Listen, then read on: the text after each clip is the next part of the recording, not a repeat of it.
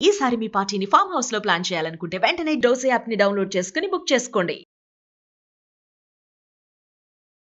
నమస్తే రమ్మగారు. నమస్తే జయ. ఖలీఫా కథలు ఏదైనా ఒక కథ చెప్పండి అండి. కొంగ ఖలీఫా చెప్తాం. కొంగ ఖలీఫాగా మారిందా, ఖలీఫాయే కొంగగా మారాడా? అదే కదా. అదే కదా. పారసీక దేశంలో ఒక ఖలీఫా ఒక ఆయన ఉండేవాడు, కుర్రాడు ఆయన. ఆయనకి ఏంటో వింత వింత విషయాలు అవి అంటే చాలా సరదా. ఏదైనా వింతైన విషయం, వింతైన వస్తువు, వాటి మీద గొప్ప సరదాగా ఉండేది. ఒకనాడు ఆయన తన వజీరు ఇద్దరు ఒక సౌదాగ్ర భాగంలో కూర్చుని కబుర్లు చెప్పుకుంటున్నారు. కబుర్లు చెప్పుకుంటూ ఉంటే బయట ఎవడో వస్తువులు అమ్మేవాడు ఒకటి తిరుగుతున్నాడు. వాడు ఏంటంటే వింత వింత వస్తువులు, వ్యాపారస్తులు ఆ ఊరు నుంచి ఈ ఊరు నుంచి వస్తువులు సేకరించుకొచ్చి ఈ బాగ్దాద్ నగరం, అది దాని పేరు గుర్తు రావట్లేదు ఇందాక నుంచి, బాగ్దాద్ నగరంలో తిరుగుతున్నాడు. ఈయన ఆ పూట ఖలీఫాన వజీర్ గారు చాలా సరదాగా మంచి మంచి కబుర్లు చెప్పాడు. చెప్పేసరికల్లా ఈ ఖలీఫాకి ఏమనిపించింది, ఈ వింత వస్తువులు వ్యాపారస్తుడు ఎవడో వస్తున్నాడు, వాడిని కేకేసి వారి దగ్గర నుంచి ఒక మంచి వింతైన వస్తువు ఒకటి కొని వజీర్ గారికి గిఫ్ట్ ఇద్దామనిపించింది. గిఫ్ట్లు బాగా ఇచ్చేవాడు ఆయన. సరే ఆ వ్యాపారస్తుడిని కేకేసుకురండిరా అని పిలిచాడు. పిలిస్తే ఆ వ్యాపారస్తుడు వచ్చాడు. వాడేవో ఒక గాడిద మీద 3-4 సంచులట వేళ్లాడేసుకున్నాడు. 2-3 పెట్టెలు ఉన్నాయి, అన్నీ ఓపెన్ చేశాడు. ఏవో మెరిసేవి, గోడకి పెట్టుకునేవి అట్టటివి 2-3 కొన్నాడు.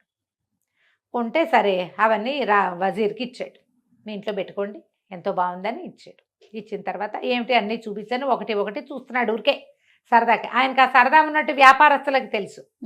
అయితే ఏమైంది, ఒక ఇంత బాక్స్ అల్లేవు, దాని పక్కన ఒక సొరుగు. అయితే ఆ సొరుగులో ఏముంది అని అడిగాడు ఈయన. సొరుగులో ఆ సొరుగు తీస్తే అందులో ఒక నల్లటి పొడి ఉన్న ఒక డబ్బి, తర్వాత ఏమో ఏదో ఒక మంత్రం రాసి ఉన్న ఒక ఆకు, ఇంత ఆకు, అవి రెండు ఒకదానికొకటి ఇట్ట కట్టున్నాయి. ఇది అమ్మేది కాదండి, ఈ బాగ్దాద్ నగరంలో పాత వస్తువులు అమ్మేవాడు ఒకడు తన వస్తువులన్నీ నాకు ఇస్తూ ఇది కూడా ఇచ్చాడు. చదువుదామని ట్రై చేస్తే నాకేమో అది చదవడం రాలేదు, ఏముందిలే సామాన్లతో పడి ఉంటుందని దీన్ని పక్కన పెట్టుకున్నాను అనేసరికి అది నాకు ఇవ్వు అని తీసుకున్నాడు ఈయన. మనం చదవలేని భాష ఏదో ఉంది, దానికి ఒక డబ్బా అటాచ్డ్గా ఉంది, అందులో ఏదో పొడుదంటే అదేదో వింతైన వస్తువు అయి ఉంటుందిగా, అంతేగా. ఇది నాకు ఇవ్వు అని తీసుకున్నాడు. తీసుకుంటే సరే తీసేసుకున్నాక వజీరు రాజు ఇద్దరు కలిసి ఆ పేపర్ని ఆ తాటాక ముక్కని చదవడానికి ట్రై చేశారు. వీళ్ళ వల్ల గాల. మరి వాళ్ళని వీళ్ళని పిలిచారు. పిలిచాక వాళ్ళలో ఒకడన్నాడు, మన పెద్ద బజార్లో ఉన్న మసీదులో ఉన్న వలీ గారికి, అదే అలా ఆజా చెప్తారుగా, ఆయనకి చాలా భాషలు వచ్చు, ఆయన్ని కేకేద్దామండి అని ఒకళ్ళు ఎవరో సలహా చెప్పారు. సరే ఈయన ఏం చేశాడు, వజీర్కి చెప్పాడు, ఆయన పిలిపించు వలీ గారిని అని. ఆ మర్నాడు మధ్యాహ్నానికి వలీ గారు వచ్చాడు. వచ్చాక అది తీసాడు, కాగితం చూపించారు, ఆ చెక్క ముక్కని, ఆకు ముక్కని. ఆయన అదంతా చూసి ఇది హూణ భాషలో ఉందండి అన్నాడు. నీకు వచ్చా అంటే నాకు వచ్చు అన్నాడు. చదవమంటే మరి ఈ నల్లటి డబ్బీలో ఉన్న పొడి ఏదైతే ఉందో ఆ పొడిని పీల్చి ముతబోర్ అంటే ఇలా అంటే వాళ్ళు ఏ పక్షిగా కావాలంటే ఆ పక్షిగా మారిపోతారు. ఓహో. అప్పుడు అన్ని ప్రాణుల భాష వాళ్ళకి అర్థమవుతుంది, వాళ్ళు ఏం మాట్లాడుకుంటున్నాయో వీళ్ళకి తెలిసిపోతుంది. ఒకే ఒక్క రూలు, దానికి మళ్ళీ ఏం చేయాలి, మళ్ళీ ఆ ముతబోర్ అంటే మామూలుగా అయిపోతారు వీళ్ళు. ఈ ప్రాణులుగా ఉన్నప్పుడు ఏ పక్షిగా మారారో ఆ పక్షిగా ఉన్నప్పుడు వీళ్ళు నవ్వకూడదు. ఓహో. నవ్వితే ఈ పదం మర్చిపోతారు వాళ్ళు, ఇక మారలేరు. అది రూల్. ఈ ముతబోర్ అనేది ఏమిటో విచిత్రంగా ఉంది. వీళ్ళు ఆ దేశం వాళ్ళు ఉర్దూ అవి మాట్లాడతారు, అరబిక్ అవి మాట్లాడతారు. ఈ ముతబోర్ అనేది హూణ భాషలో పదం. మంత్రం అనుకో, ఇప్పుడు మంత్రం ఉంది, ఓ శ్లోకమైనా మనం 100 సార్లు చదివితే కానీ అది నోటికి రాదు. ఓ రోజు మర్చిపోయామనుకో, తన్నుకు తెచ్చినా అది మనకు గుర్తురాదు, మళ్ళీ చూస్తే కానీ. అంతేగా. వీళ్ళు సరే ఇదేదో హాయ్ భలే బాగుంది సరేనని ఆ వలీ గారిని పంపించి, తేవండి ఈ మాట ఎవరికి చెప్పద్దు, రహస్యంగా ఒట్టేయండి అని ఆయనతో ఖురాన్ మీద ఒట్టు కూడా వేయించుకుని ఓ 100 నాణ్యాలు ఇచ్చి ఆయన పంపేశారు. పంపేశాక ఇక సరదా పుట్టేసింది. రాజు కుర్రాడు కదా, మరి ఏదైనా ఒక జీవిగా మారిపోయి, ఒక పక్షిగా మారిపోయి మనం మిగిలిన పక్షులు, జీవులు, కప్పలు, మిడతలు ఏం మాట్లాడుకుంటున్నాయో వినాలని పుట్టింది. మళ్ళీ వేరే వాళ్ళని ఇన్ని చేయకూడదు. ఇందులో ఉన్నది ఎవరు, ఒక ముసలి వజీర్ గారు, ఖలీఫా, అంతే. మన ఇద్దరమే చేద్దాం. సరే ఏమనుకున్నారు, ఓ పని చేద్దాం, ఈ పొడి డబ్బాను ఒక చిటికె పట్టుకెళ్దాం. పట్టుకుని వెళ్ళి మనకి చుట్టుపక్కల సరస్సులు ఉన్నాయిగా, ఏదైనా ఒక సరస్సు దగ్గరికి వెళ్తే రకరకాల పక్షులు వస్తాయి. మనకప్పుడు ఏ పక్షిగా మారాలని అనుకుంటే ఆ పక్షిగా మారదాం. అప్పుడు ఏమైంది, మర్నాడు వీళ్ళు ఒక చోటకి బయలుదేరారు. వెళ్తే ఒక పెద్ద సరస్సు. ఆ సరస్సులో అటు ఇటు చూస్తే ఎన్నో రకాల జీవజాలాలు కనపడుతున్నాయి. కానీ వీళ్ళకి ఇంట్రెస్టింగ్గా అనిపించింది ఏం కనపడలేదు. ఇంతలో ఏమైంది, ఆకాశం నుంచి ఒక కొంగ ఎగురుకుంటూ వస్తుంది, కింద ఒక కొంగ నుంచి. అప్పుడు ఎప్పుడు వీళ్ళిద్దరు దాన్నే అబ్జర్వ్ చేస్తుంటే తెలిసింది, ఈ కిందున్న కొంగ ఆ పైన వస్తున్న కొంగకి వెల్కమింగ్గా ఏదో అంటోందని అర్థమైంది. బాగా అర్థం కాదు, వీళ్ళకి అనిపించింది. ఆ పైన ఉండేది కిందకి దిగింది. అప్పుడు వీళ్ళు అనుకున్నారు, అది కరెక్ట్, కొంగల్లాగా మారిపోదాం. వీళ్ళేం మాట్లాడుకుంటున్నారో మనకు తెలుస్తుంది. ఈ రెండు కొంగలు ఏం మాట్లాడుకుంటాయి? ప్రతి వాళ్ళకి ఇలాంటి ఒక క్యూరియాసిటీ ఉంటుంది. మనకి ఎలా ఉంటుందంటే, వాళ్ళిద్దరు ఎవరైనా ఇద్దరు అక్కడ నుంచి మాట్లాడుతుంటే వాళ్ళు ఏం మాట్లాడుతున్నారా అనిపిస్తుంది. వీళ్ళకి పక్షుల మీద పుట్టింది. సరే ఏం చేశారు, ఈ ఆ డబ్బీలో నుంచి కొంచెం పొడిని తెచ్చుకుని ఇతను దట్టిలో పెట్టుకొచ్చాడు రాజు. అది చెరుకో చిటికడు తీసుకుని పిలిచి ముతబోర్ అన్నారు. అనగానే రెండు కొంగల్లాగా మారిపోయారు. ఒక పడుచు కొంగ, ఒక ముసలి కొంగ. వీళ్ళిద్దరు పోయి ఆ రెండు కొంగలు ఉన్న దగ్గర నుంచున్నారు. వింటం కోసమే. అలాంటి పిచ్చి వాళ్ళు లేరా ఇప్పుడు? గారు వెళ్ళి అక్కడ నుంచుంటే ఆ కొంగలు రెండు మాట్లాడుకుంటున్నాయి. పలహారం చేసావా, నీకోసం కూడా 2 చేపలు ఉంచమంటావా అని కింద ఉన్న కొంగ అడుగుతోంది. పైన ఉన్న కొంగ అంటుంది, పలహారానికి ఏం లేదు, నిన్ననే తిన్నాను, ఇవాళ నాకు పలహారం లేకపోయినా పర్వాలేదు అని చెప్పింది. అవి వీళ్ళిద్దరూ సంభాషణ వింటున్నారు. మధ్యలో సరదాగా కూడా ఉంది. ఇంతకీ ఏమంది, ఓ కొంగ పైనుంచి ఎగిరిన కొంగ చెప్పింది, నేను రేపు అక్కడ ఆస్థానంలో నాట్యం చేయాలి, ఆ నాట్యం చేయడానికి ప్రాక్టీస్ చేయడానికి ఎక్కడ ప్లేస్ లేక ఇక్కడికి వచ్చాను, స్థలం ఉందని బాగా, దానికి మన అభ్యాసం కోసం వచ్చాను అని అదేం చేసింది, కొంగ ఒక కాలు ఎత్తి రెండో కాలుతో ఎగరటం మొదలుపెట్టింది. వీళ్ళిద్దరికి పిచ్చ నవ్వొచ్చింది. కొంగ నాట్యం ఏమైనా బాగుంటుందో, దానికి ఇంత పొడుగు కాళ్ళు పుల్లలాగా కొంగ చెప్పు పైన బాడీ ఉంటుంది, అది ఓ కాలు ఎత్తుతుంది. మనం ఎప్పుడు చూస్తాం ఒక్క కాలు ఎత్తి నుంచున్న కొంగలు కనపడతాయి. వీళ్ళు జపం అనుకుంటున్నాం, ఇది డాన్సా అని వీళ్ళు నవ్వారు. నవ్వేసరికి తట్టింది. అమ్మా నవ్వొచ్చింది. ఇప్పుడు మనిషిలా మాత్రమేలాగా, ఓహో ఏదో నా గుర్తొస్తుంది, అదేమిటో గుర్తురాదు. మంత్రం మర్చిపోయారు. గోవింద మర్చిపోయారు. ఇప్పుడు ఏం చేయాలో తెలియలా. రెండు కొంగలు అటు ఇటు తిరిగినాయి. ఎంతకీ గుర్తురాదు. కొంగ రూపంలో ఉన్నప్పుడు మంత్రం చెప్పగలరు కానీ చదవలేరు. పైగా మంత్రం చదువుదామంటే రాజుగారిగా ఉన్నప్పుడు బట్టల్లో ఉన్న దట్టిలో ఉంది, అది ఇప్పుడు బట్టలు లేవు, దట్టి ఎక్కడ చూస్తారు. ఇద్దరు తెల్ల మహాలు వేసుకుని కొంగ మహాలు వేసుకుని నుంచున్నారు. బాగా ఆలోచించారు, చూద్దాం ఆ స్థానానికి వెళ్తే ఏదైనా దొరుకుతుందేమోనని. ఏదో ఒకటి చేయాలిగా. సరే ఏదైనా తిందాం, ఆకలిస్తుంది. కప్పల్ని చేపల్ని తినడం చేత కావటం లేదు, నచ్చట్లేదు. పళ్ళు తిందామంటే ఇంత పొడుగు ముక్కేసుకుని పళ్ళు గిళ్ళు తినలేరు, ఆకలి మాడిపోతుంది. ఊళ్ళోకి వెళ్ళి చూద్దాం అనుకున్నారు. ఇద్దరు ఎగురుకుంటూ వచ్చారు. ఎగురుకుంటూ వస్తే ఏమైంది, అక్కడ ఒక రోజు గడిచిపోయింది. వీళ్ళు ఇక్కడే పడి ఏడుస్తున్నారు. ఆ ఊరంతా ఏమిటో గానా వజానా నడుస్తుంది. ఎర్రటి దుస్తులు వేసుకున్న వాళ్ళు వెళ్తున్నారు ఊరేగింపుగా. జనరల్గా ఈ ఊరేగింపులు ఎప్పుడు జరుగుతాయి, రాజుగారు ఊరేగింపుకి వచ్చినప్పుడు. మనమేమో ఇక్కడున్న కొంగ వేషంలో. అదే కదా. వీడు ఎవరు వెళ్తున్నారు ఊరేగింపుగా చూసేసరికల్లా ఏమిటి, కొత్త ఖలీఫా మీర్జా గారికి జిందాబాద్ అంటున్నారు. ఇప్పుడు వీళ్ళకి అర్థమైంది, అయ్యో రామా, వాడెవడో మాంత్రికుడు అయి ఉంటాడు, మనకి తెలియదా. ఇవి మనకిచ్చి మన పిచ్చలోకి మనని నెట్టి వాడు రాజు అయిపోయాడు. వాడు ఎట్టా రాజు అయ్యాడో వీళ్ళకి తెలియలా.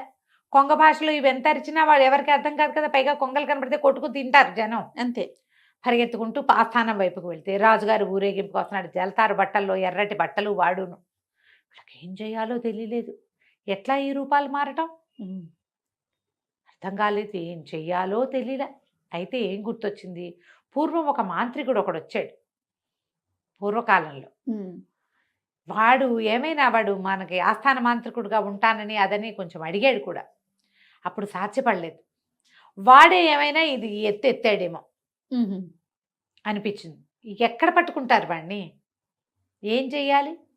వ్యాపారస్తుడు అమ్మినవాడు ఎవడో తెలియదు, అమ్మినవాడే మాంత్రికుడు అయి ఉండొచ్చు మొదటిది, లేదా ఆ అమ్మిన వాడిని మాంత్రికుడే పంపించుండొచ్చు. ఏం చెయ్యాలో తెలియలా. ఇక ఎగరటం మొదలుపెట్టారు. ఈ ఖలీఫా అన్నాడు, ఓ పని చేద్దాం, ఈ మాంత్రికుడే ఈ మాయలో ఇరికిచ్చాడు, మనం మహమ్మద్ ప్రవక్త సమాధిని చూద్దాం వెళ్ళి. ఆయన చూస్తే ఈ మర్చిపోయిన పదం ఏంటో మనకు గుర్తొస్తుందేమో. అది అంతేగా, మనం కూడా ఏదైనా శాపగ్రస్తులం అయితే దేవాలయాలకు వెళ్ళాలనుకుంటాం. వాళ్ళు కూడా వాళ్ళ దేవాలయానికి వెళ్దాం అనుకున్నారు. సరే ఈ మక్కా వైపుకి ఎగరటం మొదలుపెట్టారు ఇద్దరు. వీళ్ళు కొంగలు కొత్తగా అయ్యారు, వీళ్ళకి ఎగరటం పెట్టవస్తుంది.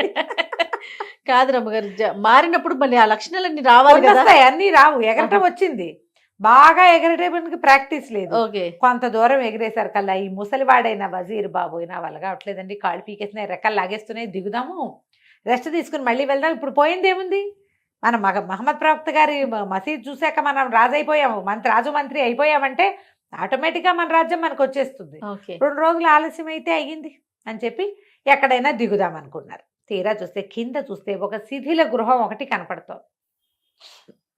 ఇదేదో బాగుందనుకుని దిగారు. ఇందులో ఉండొచ్చు, ఈ చెట్ల మీద ఉండటం అది మనకి రాదు, తెలియదు పాపం. అదే ప్రధానంగా ఆ శిథిల గృహంలోకి దిగారు. అంతా పాడుపడిపోయినట్టుంది కానీ లోపల గదులు బాగున్నాయి. ఆ గదుల మధ్యలో నుంచి లోపలికి నడుచుకుంటూ పోయారు. ఆహారం ఏమైనా దొరుకుతుందో లేదో తెలీదు, ఏం తినాలో వీళ్ళకి తెలీదు. చేపలు కప్పలు తినటం రాదు, పళ్ళు తినటం కుదరదు, ఆకలికి చచ్చిపోతున్నారు, బక్కచిక్కిపోయారు అప్పుడే 2-3 రోజుల్లో వీళ్ళు. సరే వీళ్ళు లోపలికి వెళ్తే లోపల ఒక తలుపు దగ్గర ఒక గది తలుపేసి ఒక గుడ్ల గూబ కనపడింది. ఆ గుడ్ల గూబ వలవలా ఏడుస్తుంది, దేవుడా నన్ను ఎవరన్నా రక్షించండి అంటుంది. ఎవరు నువ్వు ఏమిటి అనేసరికల్లా గుడ్ల గూబ అంది, నా శాప విమోచనం కోసం చూస్తున్నాను, ఎవరైనా నన్ను పెళ్లి చేసుకోవాలి, నాకు అప్పుడే శాప విమోచనం అవుతుంది అని చెప్పింది. చెప్పేసరికల్లా వీళ్ళు తెల్లబోయారు. కానీ అది వీళ్ళని గుర్తుపట్టేసింది. మీరు పక్షులు కాదు కదా బేసిక్గా అని అడిగింది. పక్షులు కాదు, మేము ఖలీఫా అండ్ వజీరు, మేమేమో ఇలా అయ్యాం, ఏదో మంత్రం అదేమిటో మర్చిపోయాము అనేసరికల్లా పక్కపక్క నవ్వింది గుట్టగుబ్బ. మీరు రావాల్సిన చోటుకే వచ్చారు, నా కథ వినండి అని చెప్పింది. ఇది ఈ పక్షి ఈ ఒక రాజకుమార్తె, రాబందు కాదు గుడ్లగూబ సారీ, ఒక రాజకుమార్తె. అయితే ఒక మాంత్రికుడు తన కొడుకైన మీర్జాకి నన్ను ఇచ్చి పెళ్లి చేయమని మా నాన్నని అడిగాడు. మీర్జాగాడి మొహం అద్దంలో చూసుకోమన్నా నేను.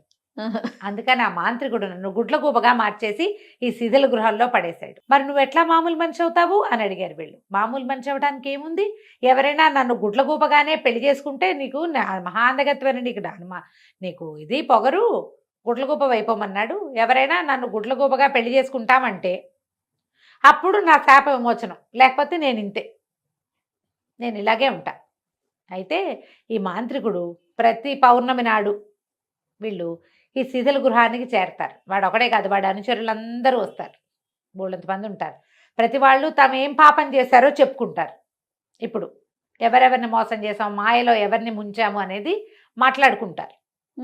ఆ మాటల్లో మీరు ఏ మంత్రాన్ని మరి వీళ్ళకి ముతబోరు గుర్తొస్తాయి కానీ మామూలు రూపాలు రావు. అవునులే.